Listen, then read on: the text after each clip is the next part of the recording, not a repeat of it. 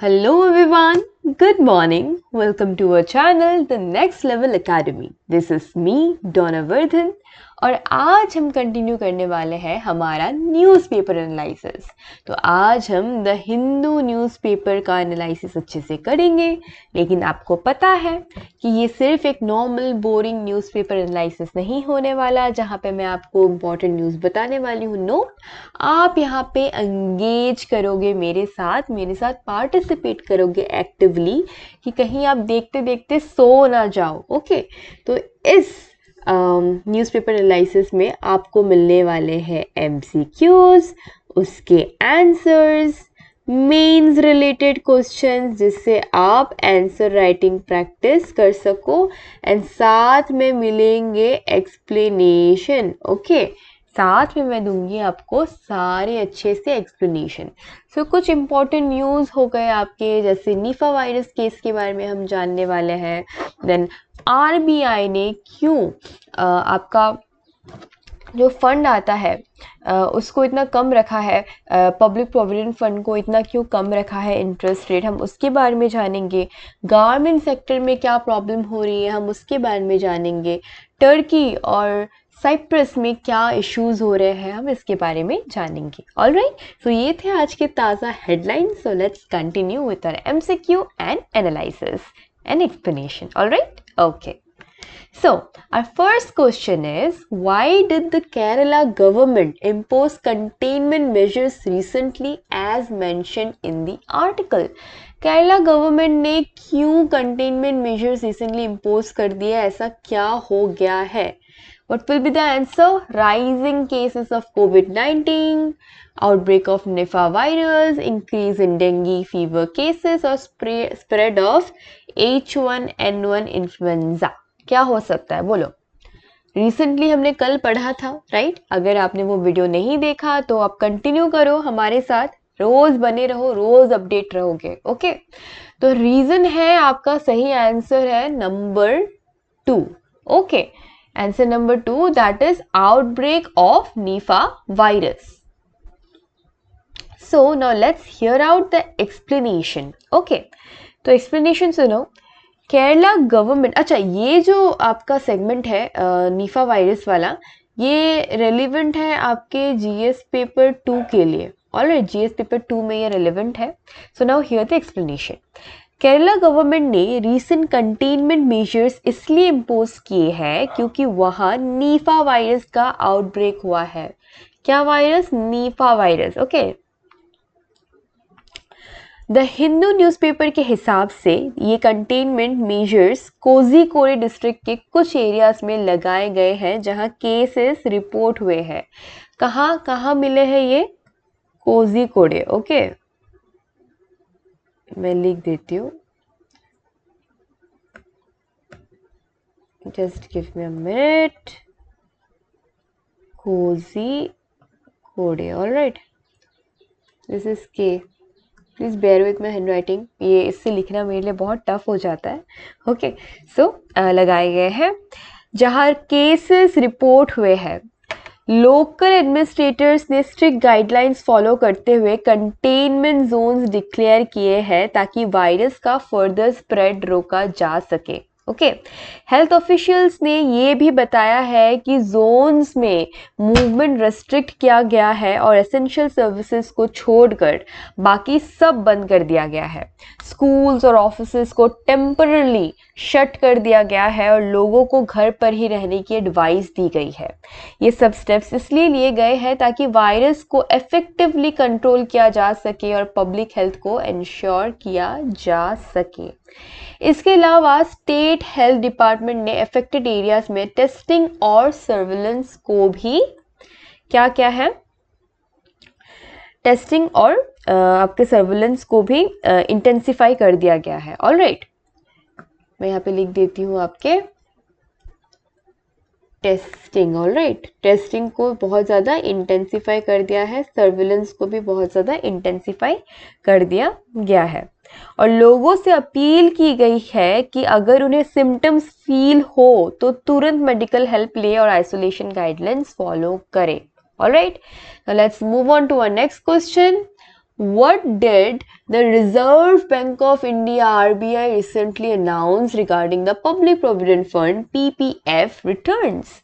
तो Reserve Bank of India RBI ने ये PPF के बारे में क्या बोला है, ठीक है, तो क्या बोला है, ये सारे ऑप्शंस है, आप पॉज करो, अगर पता है तो कमेंट में करो, comment down below, okay, comment में आप बताओ what will be the correct answer. अभी जो मैं 2 सेकंड के बाद आपको करेक्ट आंसर बताने वाली हूँ, चेक करो ये सही है कि नहीं है, अगर नहीं है तो एक्सप्लेनेशन सुनो, सही है फिर भी एक्सप्लेनेशन सुनो, alright.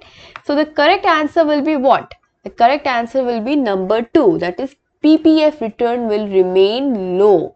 That means public provident fund का जो इंटरेस्ट रिटर्न आएगा वो काफ़ी ज़्यादा लो होने वाला है। और ये जो आपका क्वेश्चन है ना, वो GS पेपर 3 के लिए रेलिवेंट है, ऑलराइट।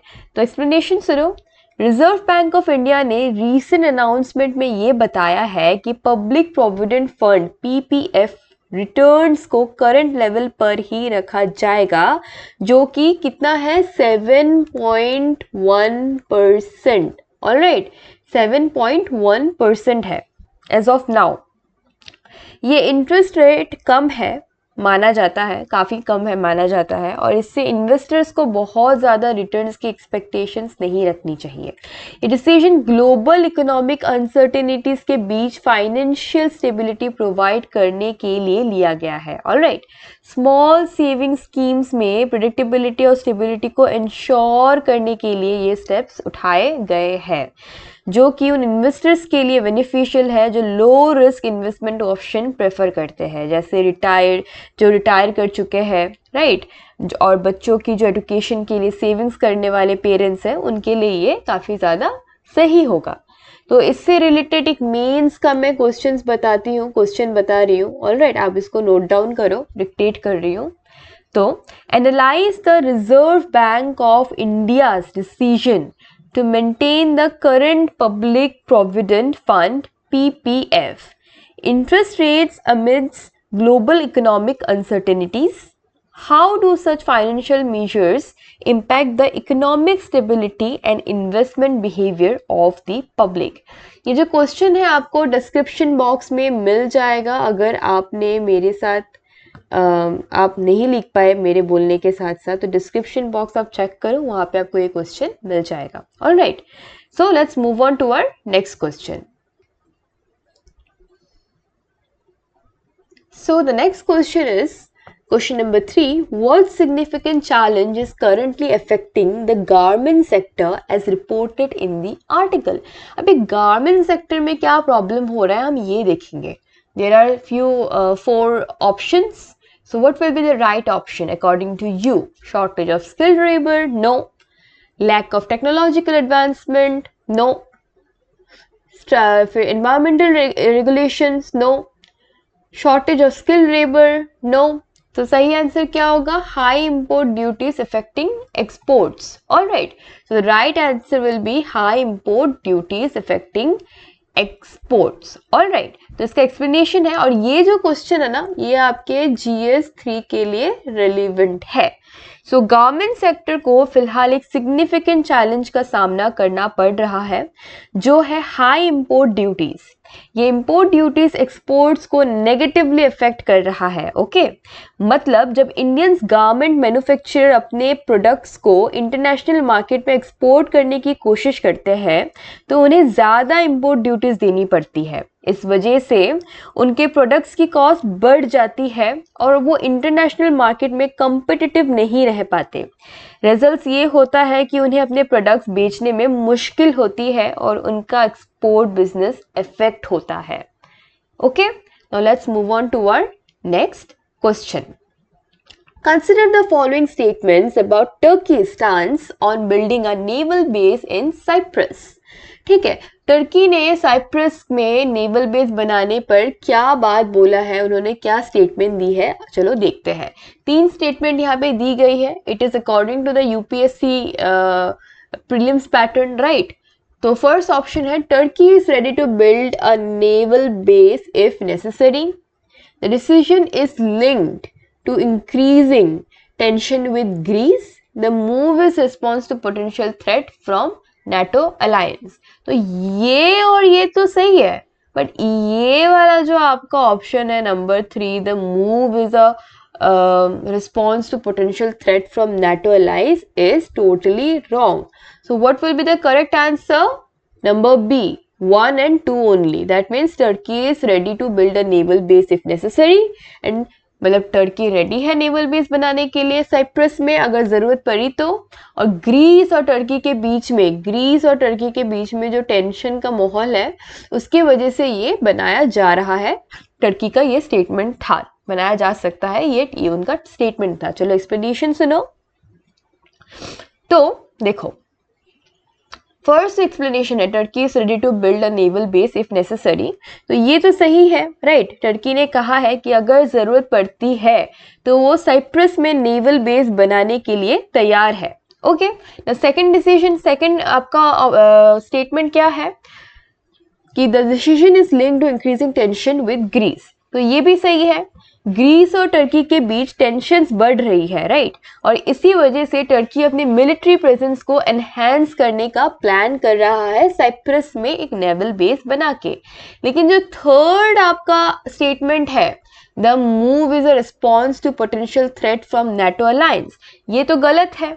क्यों गलत है? क्योंकि टर्की के नेवल बेस बनाने टर्की का नेवल बेस बनाना नेटो अलायंस से होने वाले थ्रेट्स के रिस्पॉन्स नहीं है एट ऑल।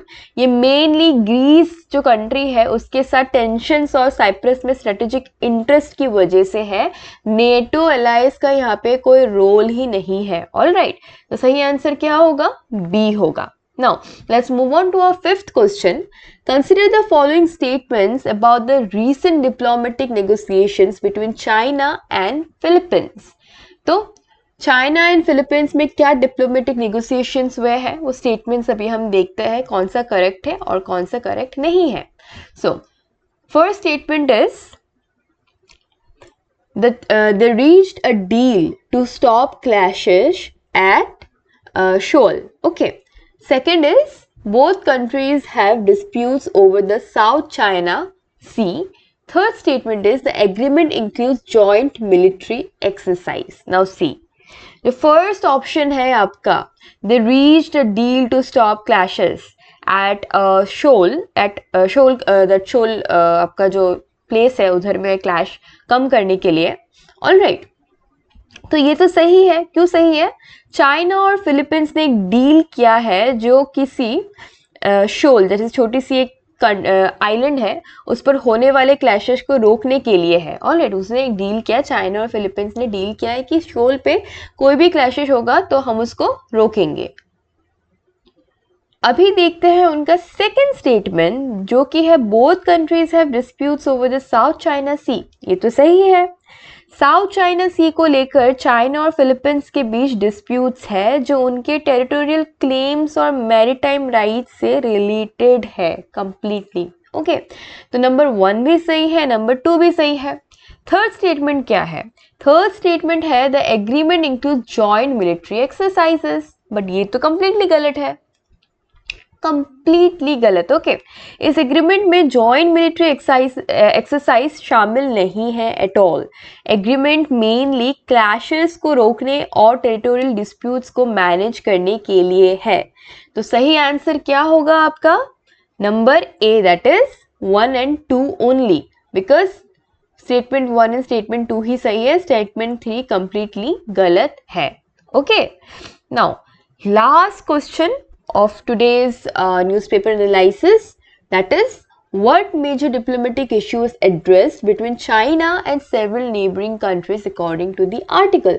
अब चाइना और बाकी neighboring countries में क्या डिप्लोमेटिक इश्यूज वो फेस कर रहे हैं, चलो देखते हैं। सो आपका फर्स्ट ऑप्शन क्या है?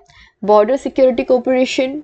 सेकेंड है maritime disputes over the South China Sea, joint economic development projects, regional environmental initiatives. तो ये सब में से एक्चुअल रीजन क्या है?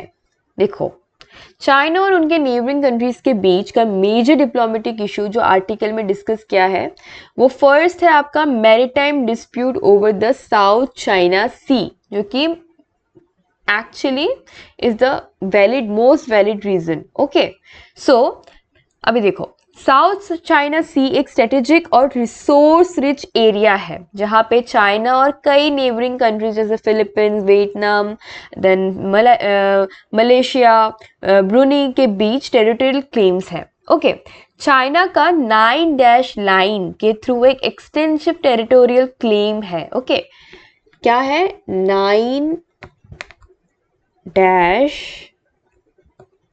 लाइन। ओके, तो इसके थ्रू एक एक्सटेंसिव टेरिटोरियल क्लेम है जो काफ़ी एरियाज को कवर करता है जहां दूसरे कंट्रीज भी अपने क्लेम्स रखते हैं। इसके चलते चाइना और इन नेबरिंग कंट्रीज के बीच फ्रीक्वेंट टेंशंस और डिस्प्यूट्स होते रहते हैं। ओके, ये डिस्प्यूट्स रेगुलरली डिप्लोमेटिक टॉक्स और नेगोशिएशंस का पार्ट होते हैं क्योंकि ये मैरीटाइम बाउंड्रीज और रिसोर्स एक्सप्लोटेशन को लेकर है जो रीजनल स्टेबिलिटी को इम्पैक्ट करता है बहुत ज़्यादा। ऑलराइट, तो ये एक रीज़न हो गया आपका।